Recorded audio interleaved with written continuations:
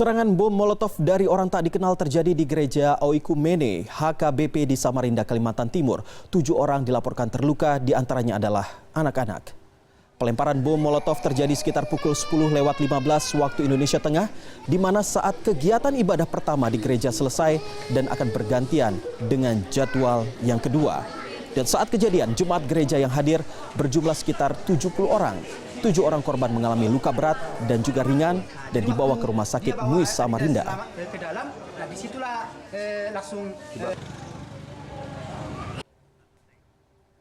Sebuah ledakan terjadi di gereja HKBP Sengkotek, Loajanan, Samarinda, Kalimantan Timur. Ledakan terjadi pada Minggu pagi, 13 November 2016 saat warga tengah menjalankan ibadah. Ledakan yang diduga dari bom Molotov ini mengakibatkan 7 orang mengalami luka-luka, 3 orang luka ringan, dan 4 anak-anak mengalami luka berat dan langsung dibawa ke rumah sakit. Untuk kondisi terkini kita sudah terhubung dengan Frey Jai Rakasiwi, saksi mata ledakan yang terjadi di gereja di Samarinda, Kalimantan Timur. Halo, selamat siang. Selamat siang, Pak. Mas, bisa dijelaskan ini bagaimana kronologi kejadian ini sehingga terjadi aksi pemboman yang dilakukan oleh orang tak dikenal?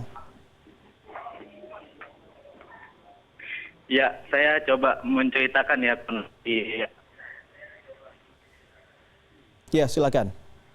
Kronologi tadi, bahwasanya kejadian tadi jam 10 pagi. Saat itu masyarakat sedang ibadah yang ada di gereja. Ya. Gereja, habis itu ada 3 pelaku. 3 pelaku motor dan saat itu dia membawa bom. Dan langsung diledakkan ke depan pas pintu depan gerejanya. Oke. Tapi sejauh ini apakah ada warga yang melihat secara langsung apakah warga tersebut atau yang pelaku pemboman itu adalah warga sekitar atau bukan? Kalau melihat secara langsung mungkin ada mungkin masyarakat yang beribadah di sana langsung melihat ya. Soalnya posisi saya saat itu saya sudah saat saya ke sana. Itu sudah ada polisi dan segala macamnya dan pelaku sudah ditangkap seperti itu. Boleh saya ulangin lagi, ini pelaku sudah ditangkap? Pelaku sudah ditangkap. Baik, itu oleh pihak kepolisian langsung dibawa kemana itu? Pihak kepolisian. Ada berapa pelaku yang langsung ditangkap oleh pihak kepolisian di saat itu? Pelaku itu saat itu lari ke sungai karena gereja itu bertepatan depan sungai Mahakam. Baik, di depan saat itu langsung polisi langsung menangkap 1 orang pelaku. Yang lainnya melarikan diri atau justru semuanya sudah ditangkap atau ada yang melarikan diri juga? Kalau informasi yang saya dapat 1 orang pelaku dan 2-nya melarikan diri. Oke, tapi sejauh ini bagaimana dengan gereja itu sendiri? Apakah gereja itu memang sebelumnya belum pernah mengalami teror seperti ini atau justru sudah pernah terjadi teror dengan kejadian yang sama? Saya akan informasikan bahwasanya hari ini adalah teror pertama yang dirasakan masyarakat Loajanan dan kami memang tidak ada sama sekali teror yang tidak ada teror sama sekali yang ada di Loajanan baru pertama kali ini. Oke, tapi bisa Anda jelaskan sebenarnya gereja ini posisinya di mana? Apakah ramai di antara rumah-rumah penduduk atau justru terpisah begitu dari rumah-rumah penduduk? Oke, gereja ini bertepatan di tengah-tengah rumah penduduk. Dan ramai sekali penduduk yang ada di sana. Dan di tengah-tengah pas masyarakat penduduk di situ, Pak. Oke, tapi kalau misalnya Anda lihat berdasarkan pantauan Anda tadi, bagaimana dengan para korban begitu yang mengalami luka-luka? Apakah ada keluarga Anda begitu yang mengalami luka-luka atau justru dari warga-warga yang memang biasanya melakukan ibadah di gereja tersebut? Korban-korbannya pasti dari masyarakat yang sedang beribadah di sana ya. selanjutnya dibawa kemana? Dibawa ke rumah sakit Muis. Oke, tapi kalau misalnya dibawa ke rumah sakit Muis, apakah ada warga yang hanya mengalami luka ringan begitu? Ya, rata-rata yang saya dapat informasinya bahwasanya ini masyarakat yang luka ringan saja.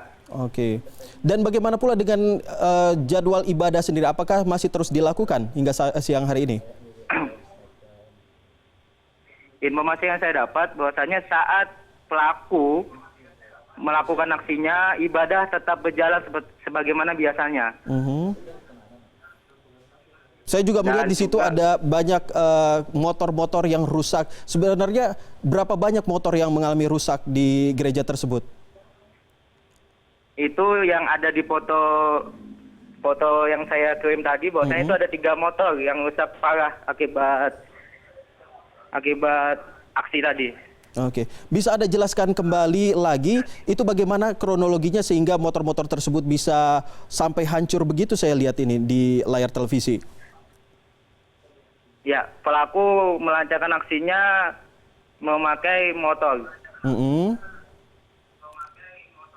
Dan seperti biasa modus-modus pelaku-pelaku bom. Pelaku-pelaku bom itu biasanya menggunakan motor dan itu biasanya pelaku bom bunuh diri. Nah, itu apakah ada motor pelaku juga atau justru itu adalah motor milik jemaah? informasi yang saya dapat itu adalah motor pelaku. Oh, itu motor pelaku ya? Berarti ada kemungkinan dia ingin meledakkan diri begitu kalau misalnya itu adalah motor pelaku sendiri atau justru memang sengaja ditaruh di situ itu motor?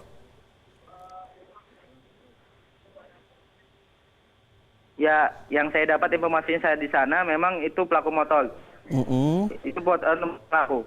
Oke. Baik, untuk terakhir kali ini bagaimana dengan kondisi di sana saat ini? Apakah pihak kepolisian sudah memasang garis polisi dan sedang melakukan penyisiran atau bagaimana? Untuk terakhir saya dapat kondisi di sana saat ini polisi sedang menyisir ya, menyisir lokasi, memasang garis polis lain yang ada di lokasi dan 15 menit kemudian gereja melakukan ibadah seperti biasa. Oke, baik, terima kasih Frejai Rakasiwi, saksi mata ledakan yang terjadi di gereja yang ada di Samarinda.